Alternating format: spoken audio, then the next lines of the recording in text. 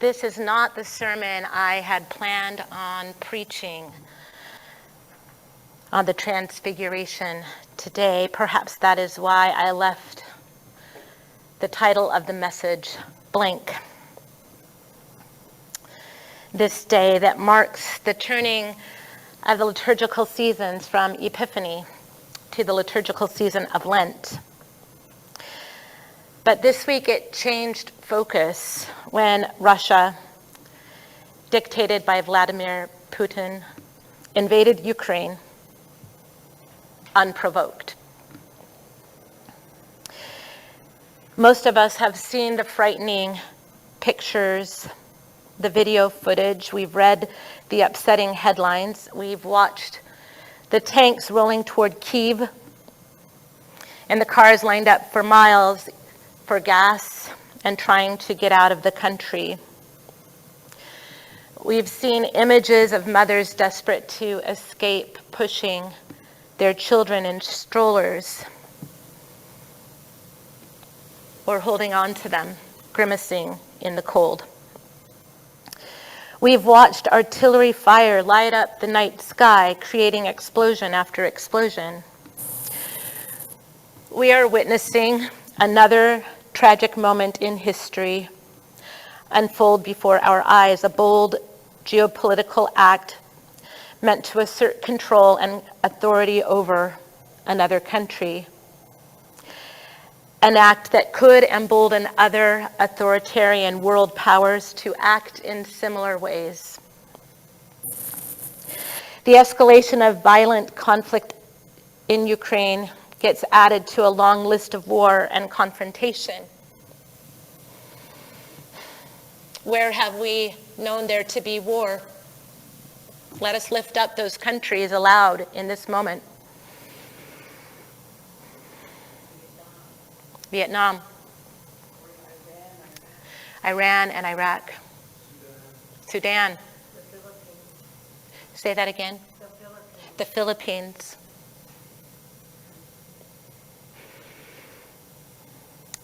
So many. We hold them and the aftermath of war in our hearts and prayer. And we take action ourselves as people of faith, as people of peace, so that we can end war. As we close the month of February, we approach 2 full years of a pandemic. We contemplate how to live lives of faith amidst the chaos of climate change, social and economic change, pandemic, and war. Oftentimes we feel a sense of despair and helplessness, perhaps even hopelessness. On this Transfiguration Sunday, my focus isn't in the clouds on the mountaintop, it's down in the valley, in the aftermath. How can glory on the mountain speak to agony in the valley? How can we as people of faith respond? We are called to hold intention and bear witness to both the glorious, those mountaintop experiences, as well as the catastrophic. So let us turn to the gospel text from the Gospel of Luke. Jesus invited only 3 disciples to go with him on the mountain. The remaining 9 disciples and more followers of Jesus we can imagine spent the night in anxious futility, trying but failing, as we read later in this passage, to heal a young boy possessed by demons. For the author of the Gospel of Luke, up high on a mountain is always closer to God. And it is there that Jesus, on a mountain praying, is transfigured, changed, illuminated, transformed. Peter, James, and John, although weary with sleep, become witnesses to this wondrous sight, and they respond, this gospel text says, frightened. But we also know that this word can also be translated as awe. So perhaps with awe and fright at Jesus and the two figures surrounding him, Moses and Elijah. Peter is the first to finally speak. Let us build 3 shrines to mark this place as holy ground. People are going to want to know what happened here. Peter wants to stay in the moment on the mountaintop, build a shrine. But shrines on a mountain are not necessarily what the ministry of Jesus is about. The divine voice from the clouds interrupts the moment. This is my son, my chosen, listen to him. And then, as quick as that, the moment, fleeting, is over. The apparition of Moses and Elijah disappear. When they trek down the mountain the next day, an eager crowd greets Jesus. But one man's cry is heard above all others. This father is in agony because his son is tortured, shaking, screaming, possessed in some way by an evil spirit. The father begs Jesus to heal his son, to make him whole, and he lets him know that he pleaded with the other disciples who remained in the valley to heal his son, but they were unable to do so. The cry of anguish and faith of that human father did not find his faith in Jesus in the clouds on a mountaintop. He found it in the midst of pain and suffering. And then, in uncharacteristic fashion, or maybe it is characteristic of who Jesus is, Jesus lashes out at the disciples, at anyone who is listening, in frustration, furious at the pain that the boy is experiencing. He yells at all of them and then speaks harshly to the evil spirit, and the boy is healed. And again, the people are in awe, in reverence, in amazement.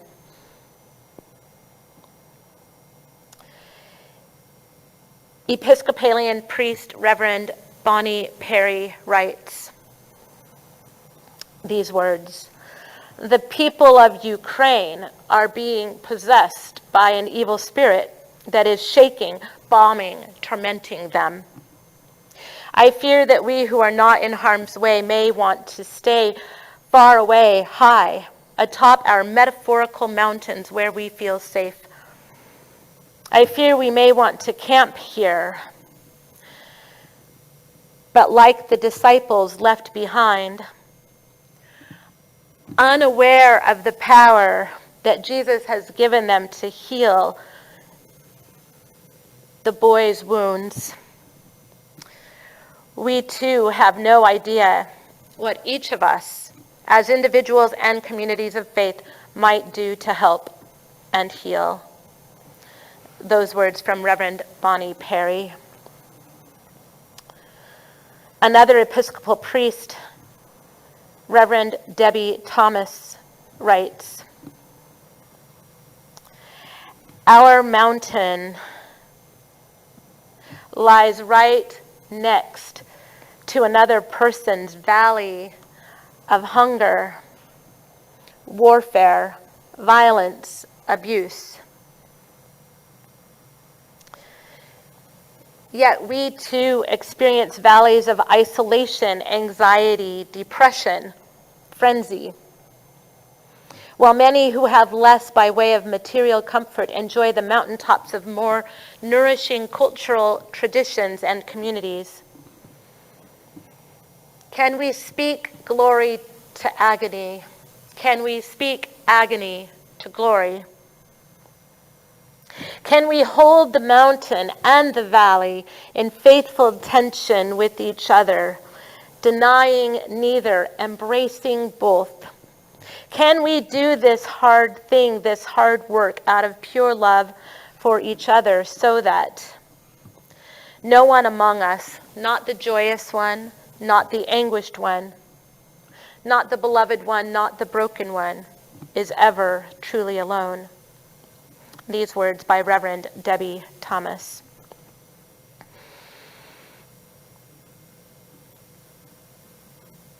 I often offer a word of advice or wisdom to not turn on the news in the morning, to not create more anxiety within an already anxious world, to stay away.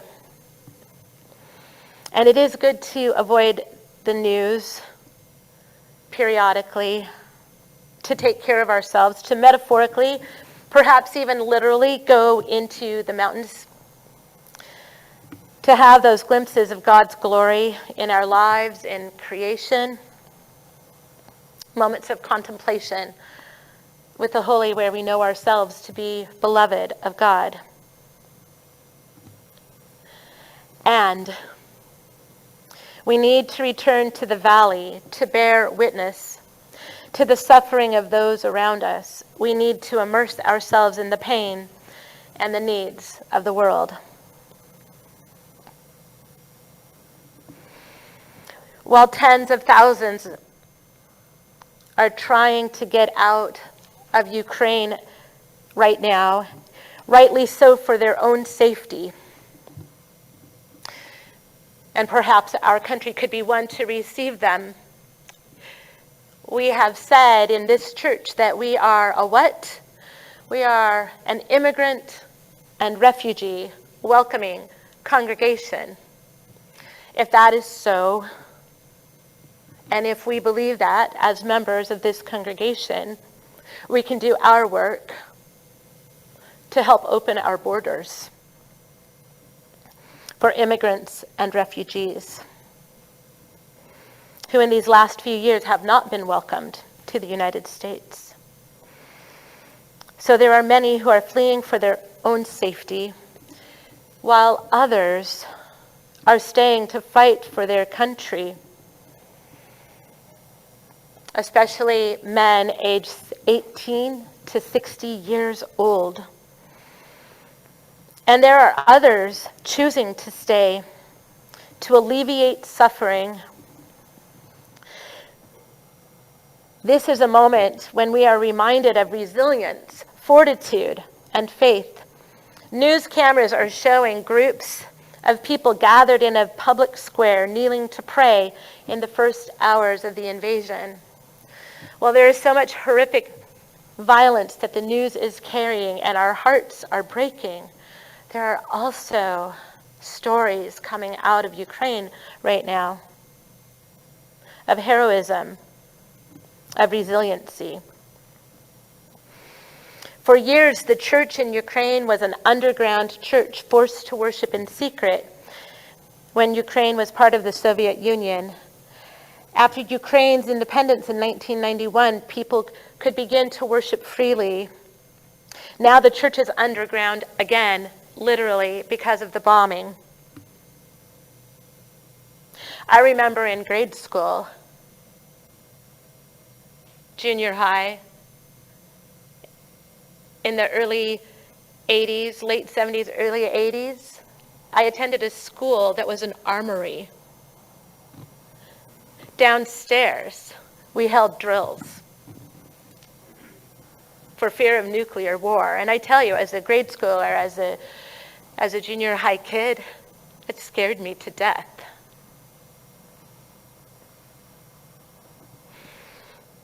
I imagine there are a few of us who are thinking about the possibility of nuclear war, reliving those memories from the 1980s.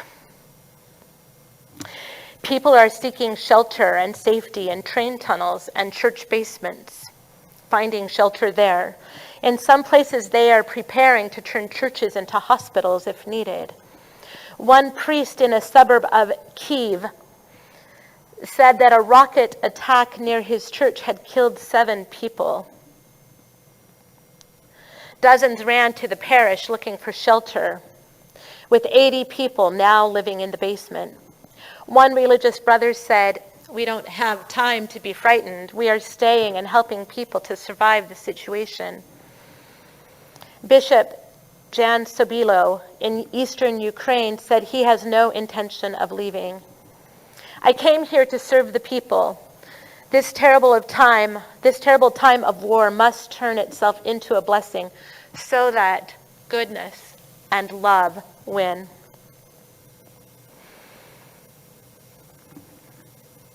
Historian Heather Cox Richardson, who I have been following the last couple of years, wrote last night at midnight,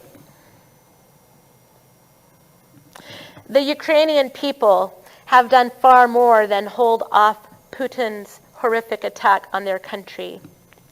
Their refusal to permit a corrupt oligarch to take over their homeland and replace their democracy with authoritarianism has inspired the people of democracies around the world. The colors of the Ukrainian flag are lighting up buildings across North America and Europe, and musical performances are beginning with the Ukrainian anthem.